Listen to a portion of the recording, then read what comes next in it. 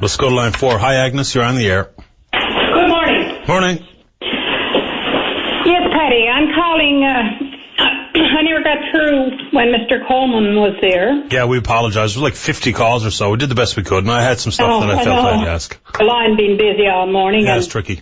But I got a few comments here, and one of the things kind of struck me when he he talked about some of the Labrador issues, and he talked about he felt bad about the disconnect.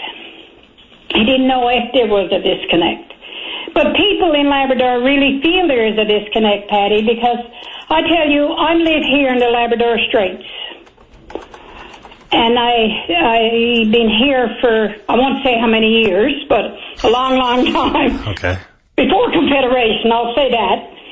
And I watched the communities grow, and now we're watching our communities die. Right. Because what I'm looking at here as a community leader, to see the state of the highway that we got to drive over. And someone from CBC called me last week and asked me about the highway in the Labrador Straits. I said, what are you talking about? What are you talking about? He said, highway, you got a paved highway there. I said, come on, boy. I said, my father had a dogwood path, a lot better to drive over than what we have. Like, it's been since 1980, Patty, 81, since this pavement went through. And the battle was, then, we had to bring René Lévesque in here from Quebec and block on the border and threaten to leave the province. And I think that's sad, because I have family living right in St. John's and all over this province. And I feel that we should be more united and pay more attention to what's happening within the rural, remote communities, you know. And this winter, I think, have hit people harder than ever before. We're back in the 80s here now, when we can't get a quart of milk, can't get ice cream, you know, for the kids. You don't talk about fresh fruit and vegetables. Right. But bare necessities that be able to buy a quart of milk. And, you know, we're 9 miles apart.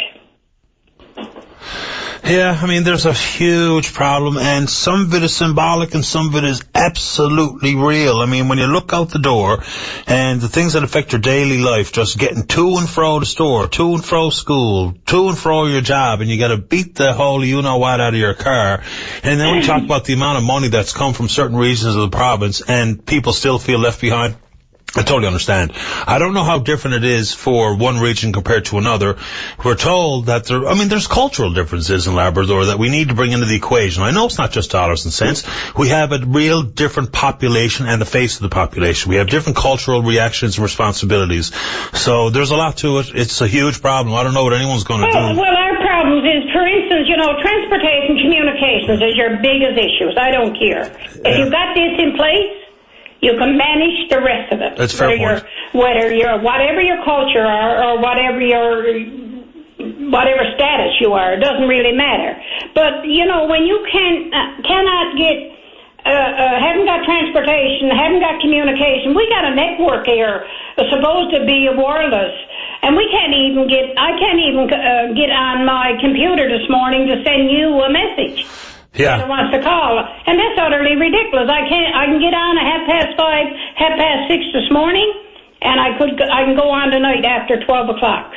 Yeah, it's not good enough between cell service and broadband and high speed and all that. I mean, these are real issues, Agnes, that the government has got a lot of work to do to bring everyone up to scratch, not just for how they feel they're being treated, but the reality of it. I got to get to the news. I'm really glad you waited. Thanks for your call this morning. Okay, Patty. All the best. I have a lot more to say, and I know you don't have time to listen to me. Well, I have time every single day, Agnes. You call at your convenience. I'm happy to have a chat. I'm a busy person too, Patty. Yes, that's good. And so when you get a break, hopefully you'll take the opportunity to join us again. Okay, thank you. Thank you. Bye-bye. Good day.